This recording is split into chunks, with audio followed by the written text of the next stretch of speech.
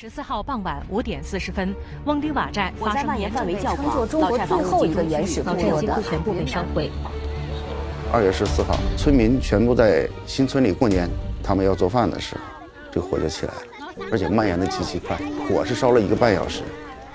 老寨的17户里面是眼睁睁的看着这个房子从头到尾被烧毁，唯一能做的就是来得及赶紧跑出来。后来村民给我拍的视频里面，背后全是哭声。在这过去的10年里，一直在拍一部叫《翁丁》的纪录片。2012年我第一次去翁丁的时候，那时候把自己给震撼到了。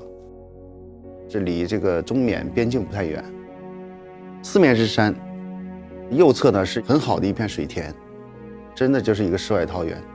中国国家地理说是最后一个原始部落。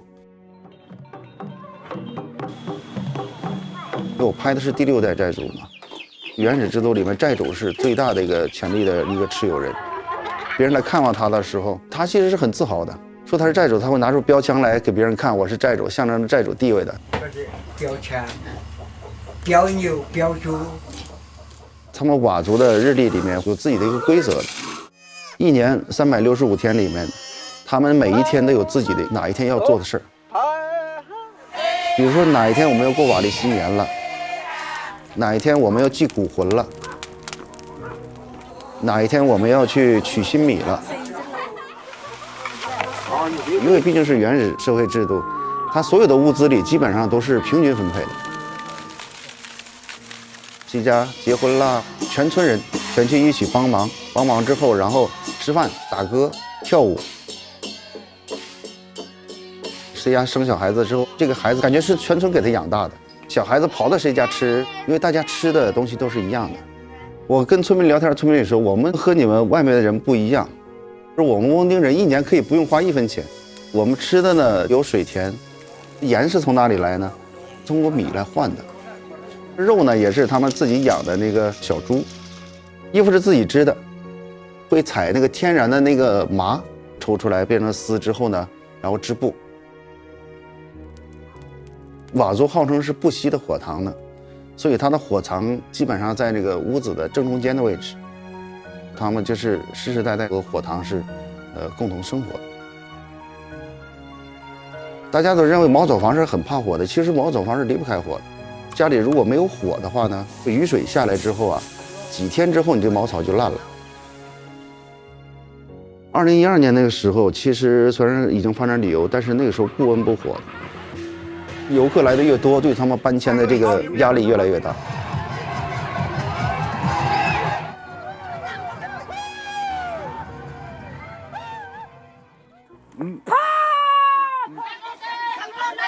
在佤族的意识形态里，所有的火灾都是因为有火鬼引起的。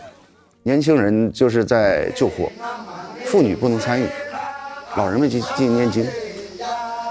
我说那场火灾其实可能也是一个，就像他们老人说的，神在提醒他们一些事情，告诉他们不要搬走。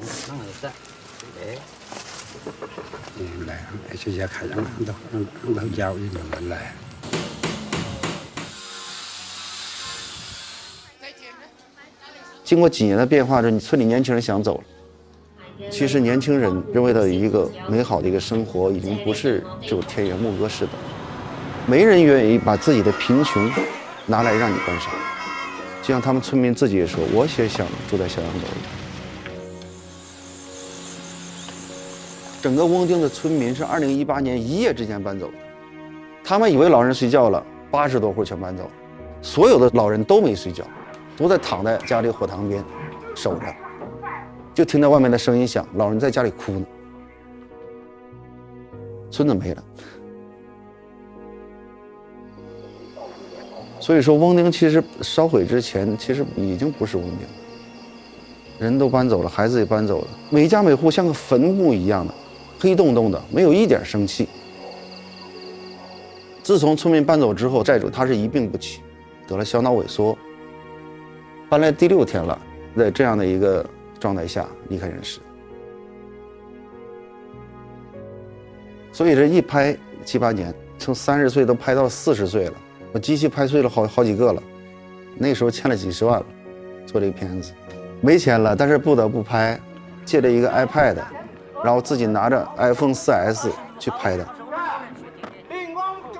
我这个片子是一场火灾来开头的，就是我刚才2013年那个开头，没想到是一场大火来结尾。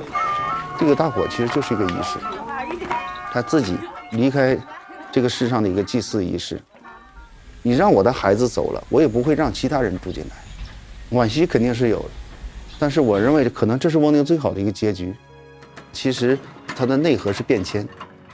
一个文化的发展，它一个文明的更替，它背后就是这样的一声叹息啊。